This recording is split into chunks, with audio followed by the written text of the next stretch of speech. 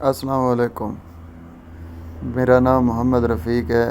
آج میں اس پرندے کے بارے میں جس کے بارے میں آپ لوگوں کو بتا رہا ہوں، اس کو ہمارے مقامی زبان میں الو کہتے ہیں، جو کہ اس کے خلاف بہت سارے ایسے خیالات ہیں کہ یہ نحوست سے بھرا ہے یا کچھ اس طرح کے، مگر جانتے ہیں کہ یہ اصل میں کیسا پرندہ ہے، کیا واقعی لوگوں کی رائے سچ ہیں کہ یا جھوٹ پر مبنی ہے۔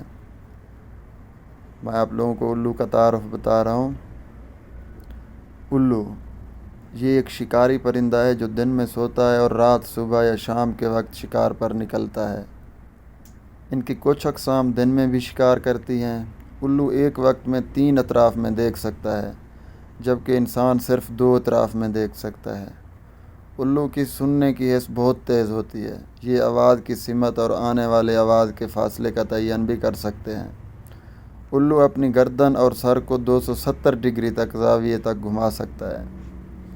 دوسرے الفاظ میں یہ اپنی گردن کو الٹا موڑ کر بھی پیچھے سائیڈ پر دیکھ سکتا ہے۔ الو زیادہ تر گروپ خاندان کی صورت میں رہتے ہیں۔ ان کے پنجے اور چونچ نوکیلے ہوتے ہیں، جن کی مدد سے یہ اپنے شکار کو چیر پھاڑ کر کھا جاتے ہیں۔ الو خاموش اڑان بھرتا ہے، یعنی اڑتے وقت دوسرے پرندوں کی طرح ان کے پر کی آواز نہیں سنائی دیتی۔ الو کا خاندان۔ دنیا میں الو کے 6 خاندان پائے جاتے تھے، لیکن اب صرف 2 خاندان باقی ہیں۔ جو 2 خاندان باقی ہیں ان کے نام مندرجہ ذیل ہیں۔ عام الو 1، دوسرا بران الو۔ پاکستان میں بھی الو کے یہی 2 خاندان ہیں۔ نمبر 1، بران الو۔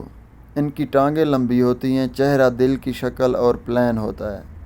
وہ دل جو ہم محبوب اور محبوبہ کے لیے میسیج یا خط میں بناتے ہیں، ان کے کان نمایاں نہیں ہوتے، آنکھیں چھوٹی چھوٹی ہوتی ہیں۔ ان کی شکل کی وجہ سے آپ آسانی سے انہیں پہچان سکتے ہیں۔ یہ درمیانے سے بڑے سائز میں پائے جاتے ہیں۔ پوری دنیا میں ان کی 16، جبکہ پاکستان میں ان کی صرف 1 قسم پائی جاتی ہے۔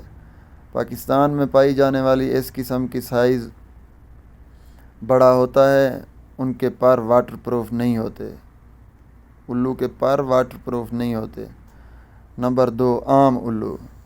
ان کی چونچ لمبی اور چہرہ بھی قدرے لمبوترا ہوتا ہے۔ ان کے کان لمبے اور نمایاں ہوتے ہیں، آنکھیں بڑی بڑی ہوتی ہیں اور آنکھوں کے گرد پروں کا دائرہ نمایاں ڈیزائن بنا ہوتا ہے۔ یہ چھوٹے اور بڑے سائز میں پائے جاتے ہیں۔ ان کے پر واٹر پروف ہوتے ہیں۔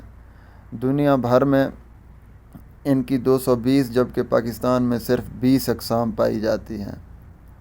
اہم بات، اگر آپ سمجھتے ہیں کہ الو کو شاید دن کے وقت نظر نہیں آتا تو آپ بالکل غلط ہیں۔ الو کو دن کے وقت بالکل صحیح نظر آتا ہے۔ الو کے بعض اقسام دن کے وقت انسان سے بھی زیادہ تیز دیکھ سکتی ہیں۔ یہ بات الگ ہے کہ رات کے وقت الو دن سے بھی زیادہ اچھا دیکھتا ہے۔ خوراک۔ ان کی خوراک میں چھوٹے جانور، پرندے، حشرات، رینگنے والے جاندار شامل ہیں۔ ان کی کچھ اقسام مچھلی کا شکار بھی کرتی ہیں۔ مسکن سوائے انتہائی اونچے برفیلے پہاڑوں اور چند جزیروں کے علاوہ پوری دنیا میں پایا جاتا ہے۔ الو زیادہ تر گھنے اور پرانے درختوں، دیہاتوں، پرانی عمارتوں اور سنسان جگہوں پر پایا جاتا ہے۔ یہ اکثر کھیتوں میں موجود کھمبوں کی تاروں یا کھمبوں پر بیٹھا نظر آتا ہے۔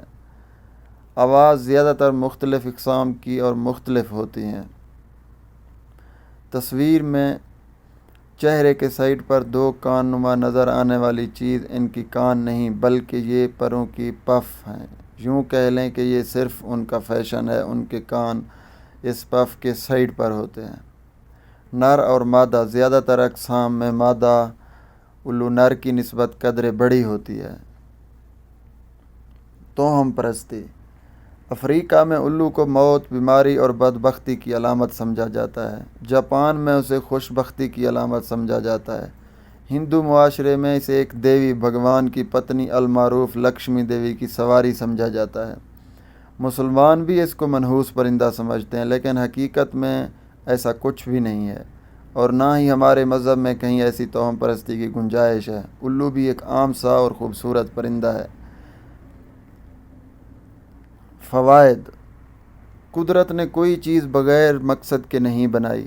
الو کی خاصیت یہ ہے کہ یہ اپنے بریڈنگ سیزن میں اپنے بچوں کے خوراک کے لیے چوہوں، چھپکلیوں اور سانپوں وغیرہ کا شکار کرتی ہے، جس کی وجہ سے اس سے نقصان دہ جاندار کی تعداد کنٹرول میں رہتی ہے۔ ایک اندازے کے مطابق ایک الو بریڈنگ سیزن کے دوران ایسے 3000 جانداروں کا شکار کرتی ہے۔ خطرات: مسکن کی تباہی کی وجہ سے الوؤں کی نسل بہت تیزی سے ختم ہو رہی ہے۔ بعض ممالک میں انہیں شکار کر کے خوراک کے طور پر بھی استعمال کیا جاتا ہے۔